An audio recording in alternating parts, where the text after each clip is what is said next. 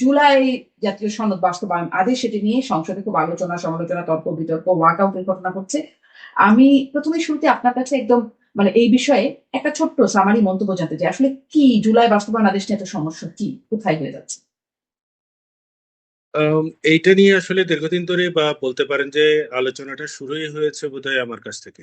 আম, যে জুলাই বাস্তবায়ন আদেশ যেটা রাষ্ট্রপতি দিলেন, এই ধরনের আদেশ দেওয়ার আসলে রাষ্ট্রপতির কোনো এখতিয়ারও ছিল না। এটা অধ্যাদেশ না হয়ে আদেশ আকারে আসলো কেন? কনস্টিটিউশনাল অর্ডার দিচ্ছেন, রাষ্ট্রপতির তো কনস্টিটিউশনাল অর্ডার দেওয়ার কোনো এখতিয়ারই নেই। ইতিপূর্বে 1972-এর সংবিধান প্রণয়ন হওয়ার আগে যতগুলো সংবিধান সংক্রান্ত মৌলিক যতগুলো আদেশ এসেছিল সে সময়, সেটা আসার প্রেক্ষাপট ছিল হচ্ছে সে সময় আসলে সংবিধানই ছিল না। এই কারণে দেখবেন যে এটা আমাদের সংবিধানের তফসিলের মধ্যে এটাকে ক্যাপিং করে রাখা হয়েছে, যাতে এটা অবৈধ কেউ ঘোষণা করতে না পারে। বলা হয়েছে যে এইগুলো এক্সেপশনালি সেটাকে বৈধতা দেওয়া হলো। সংবিধান সেটাকে ওই কনস্টিটিউশনের আগের যে সমস্ত প্রেসিডেন্সিয়াল অর্ডার গুলো এসেছিল সেটাকে বৈধতা দেওয়া হয়েছে। 72-এর সংবিধানের পরে আপনি দেখবেন না যে একটিও কনস্টিটিউশনাল অর্ডার হয়েছে। মার্শাল ল অর্ডার, এই অর্ডার সে অর্ডার বিভিন্ন সময়ে নানান কিছু এসছে, কিন্তু প্রেসিডেন্টের কনস্টিটিউশনাল অর্ডার বলে কিন্তু কোনো অর্ডার আসেনি। ফলে রাষ্ট্রপতির এই ধরনের আদেশ দেওয়ার কোনো এখতিয়ার বিদ্যমান সংবিধানের মধ্যে নেই। এখন সংবিধান নিয়ে যে আলোচনাগুলো হচ্ছে, আমার যেটা খুব প্রাইমারি আন্ডারস্ট্যান্ডিং সেটা হচ্ছে আপনি যখন একটি কনস্টিটিউশন মেনে সরকার গঠন করছেন, অন্তর্বর্তী সরকার থেকে শুরু করে এই নির্বাচিত সরকার পর্যন্ত সবটাই কিন্তু এই সংবিধানের অধীনে হলো। হুম। নির্বাচনের প্রক্রিয়া থেকে শুরু করে সবকিছুই, শপথ গ্রহণ থেকে শপথ পাঠ কে করাবেন তা থেকে শুরু করে চলমান যত প্রক্রিয়াগুলো হয়েছে সংবিধান মেনে। তাহলে একটা যদি আমি গণঅভ্যুত্থান হিসেবে এটাকে চিন্তা করি, 2024-এর গণঅভ্যুত্থান হলো, গণঅভ্যুত্থানে আপনার পরবর্তীতে যখন অন্তর্বর্তীকালীন সরকার গঠন হচ্ছে সেটাও সংবিধানের 106 অনুচ্ছেদ অনুযায়ী স্পেশাল রেফারেন্স পাঠানো হলো চিফ জাস্টিসের কাছে। চিফ জাস্টিস একটা মতামত দিলেন, সেই মতামত অনুযায়ী হচ্ছে অন্তর্বর্তীকালীন সরকার গঠন হলো। তাহলে আপনি কনস্টিটিউশন অনুযায়ী সবকিছু করলেন, না করে যদি করতে পারতেন কিরকম, যে আমরা এই কনস্টিটিউশনটাকে ফলো করব না, নিজেদের মতো করে নতুন কনস্টিটিউশন তৈরি করব, আমরা নিজেরা নিজেরা এইভাবে ভেবে শপথ নিলাম।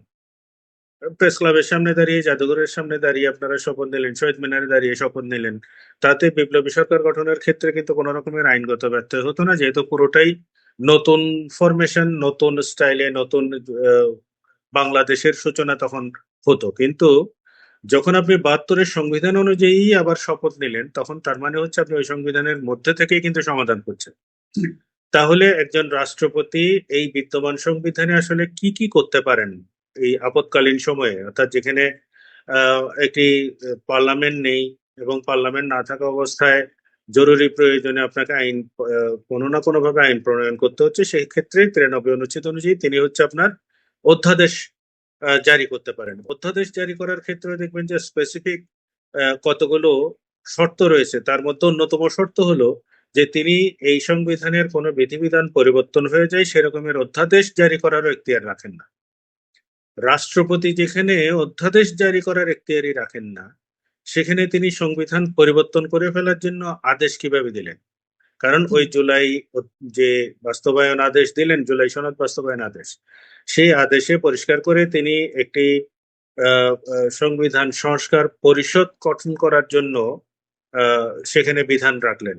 বিধান যে আহ, যারা নির্বাচিত হয়ে আসবেন তারা হচ্ছে আরেকটি সংবিধান সংস্কার পরিষদের জন্য হচ্ছে একইভাবে শপথ নেবেন। সেখানে শপথের একটা নমুনাও তিনি দিলেন। যেই শপথ কনস্টিটিউশনে নেই, পঞ্চম তফসিলে নেই, সেই শপথ আপনি এই অধ্যাদেশের মাধ্যমে পড়াবেন কিভাবে?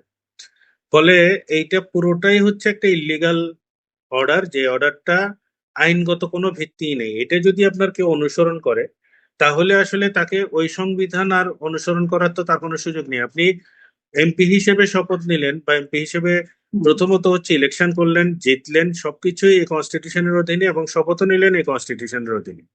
তারপরে বলছে পাশাপাশি এই সংবিধান ছুঁড়ে ফেলার জন্য কিংবা পরিবর্তন করার জন্যই আপনি আরেকটা পরিষদের কনস্টিটিউশন সংস্কার পরিষদের জন্য আপনি আবার শপথ নেবেন। সেই শপথ নেওয়ার সুযোগ কই? তাহলে তো আপনার প্রথম শপথটাই বাতিল হয়ে যায়। তাহলে একটা আর একটার সাথে ক্রস কাটিং হচ্ছে, একটা সিচুয়েশনের মধ্যে তৈরি হচ্ছে। সেই শপথটা বলবৎ থাকা অবস্থায় পরবর্তী শপথ নেওয়ার তো সুযোগ নেই। ফলে বর্তমান যে সরকার, যারা সরকার গঠন করেছে, বিএনপি তো আসলে সঠিকভাবেই দ্বিতীয় শপথটি নেননি। দ্বিতীয় শপথ নিলে তো আসলে প্রথম শপথটাই থাকে না। কারণ আমি যে সিম্পল উদাহরণটা দিচ্ছিলাম সেটা হচ্ছে আপনি গাছের আগায় বসে তো গোড়া কাটতে পারবেন না, তাহলে তো পড়ে যাবে। হুম, জি, স্পষ্ট। কিন্তু এই যে মানে অসাংবিধানিক অর্ডার বা যদি বলি অবৈধ আপনি বলছেন, সেরকম একটা হলো, কিন্তু তার উপরে আবার একটা গণভোট হয়ে গেল। এখন গণভোটে যখন প্রায় ৭০% মানুষ রায় দিয়ে দিল, তখন সেটির আবার একটা কি হয়ে গেল? মানে অবৈধ বিষয়ের উপরে একটা জনরায় চলে এলো। তখন এটির মর্যাদা আসলে কোথায় থাকে? তা এইখানে বোধহয় একটু ব্যাপার আছে অন্যভাবে বোঝার, সেটা হচ্ছে গণভোটের জন্য যে অধ্যাদেশটা হয়েছে সেটা কিন্তু অধ্যাদেশ হিসেবে এসছে। গণভোট অধ্যাদেশটার মধ্যে যে জটিলতাটা তৈরি হয়েছে সেটা হলো আপনার 93 অনুচ্ছেদের অধীনে রাষ্ট্রপতি যখন কোনো অধ্যাদেশ পালন করেন সেটা কিন্তু পরবর্তী নির্বাচিত সংসদের 1 থেকে 30 কার্য দিবসের মধ্যে রেটিফিকেশনের প্রশ্ন আছে, না হলে কিন্তু সেটা আইন হিসেবে বলবৎ থাকে না। এখন রেটিফিকেশন করবেন যে আইনটা, অর্থাৎ যে আইনের অস্তিত্ব নিয়ে আপনাকে পরবর্তীতে নির্বাচিত সরকারকে সিদ্ধান্ত নিতে হবে, সেই রকম একটি অধ্যাদেশের অধীনে কিন্তু নির্বাচন হওয়ার আগেই নির্বাচনটা হয়ে গেল। অর্থাৎ সংসদ নির্বাচনের আগেই গণভোটের নির্বাচনটাও কিন্তু একই সাথে হয়ে যাওয়ার পরে তাহলে এখন এটাকে রেটিফিকেশনের আর প্রশ্ন থাকে কিনা? তাহলে ঘোড়ার আগে গাড়ি জোরে দেওয়ার মতো পরিস্থিতি কিন্তু এখানেও আছে।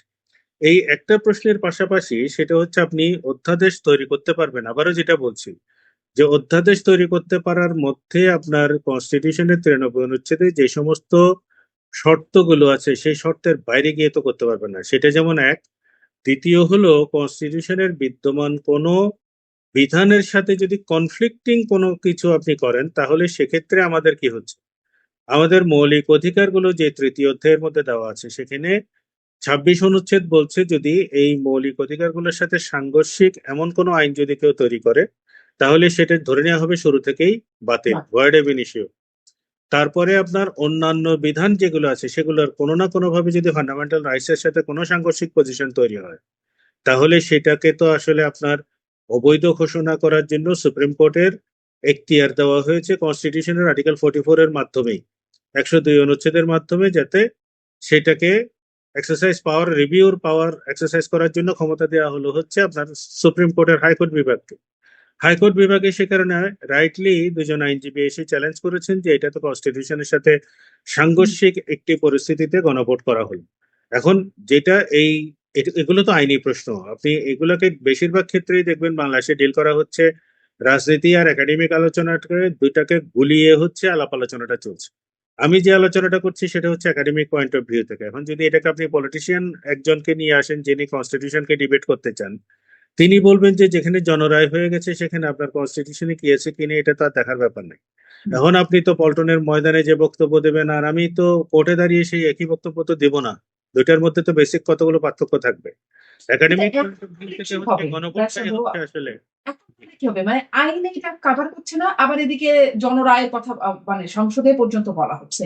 এখন তাহলে এটার সমাধানটা কোথায় গিয়ে দাঁড়াবে? মানে সংসদে এটা নিয়ে আলাপ আলোচনা চলছে, কিন্তু সমাধানটা কি হতে পারে এই গন্ডগোলের? সমাধান আসলে নেই তা না, সমাধান এই সংবিধানের মধ্যেই লুকিয়ে আছে।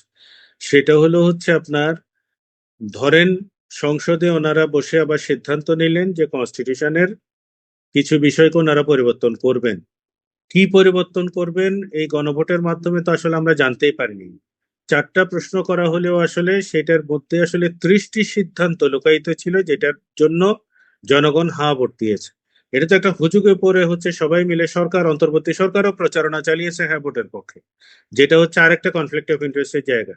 যে ওনাদের তো এখতিয়ারই ছিল না কোনো একটা পার্টিকুলার, কারণ যেহেতু ওনারা কোনো রাজনৈতিক দলের অনুসারী নন, হুম, একটা ইন্টারিম গভর্নমেন্ট, কোনো একটা পলিটিক্যাল গভর্নমেন্ট যদি ক্ষমতায় থাকে তাহলে তাদের কোন রকমের পলিটিক্যাল এজেন্ডাকে যদি বাস্তবায়ন করার জন্য তাদেরকে হ্যাঁ না এর পক্ষ নিতে হয় তাহলে একটা জাস্টিফিকেশন থাকে। কিন্তু ইন্টারিম গভর্নমেন্ট যার কোনো পলিটিক্যাল আইডেন্টিটি নাই তারাও কিন্তু হ্যাঁ ভোটের পক্ষে প্রচারণা চালিয়েছেন। চালানোর পরে এখন সাধারণ মানুষ মনে করেছে হ্যাঁ ভোট দিলে বোধহয় একটা বড় রকমের পরিবর্তন হয়ে যাবে। এখন কি পরিবর্তন হচ্ছে বা ওই গণভোটের মধ্যে আসলে কিসে হ্যাঁ বলে সম্মতি দিচ্ছে সেটা কিন্তু জনগণের কাছে পরিষ্কার ছিল না।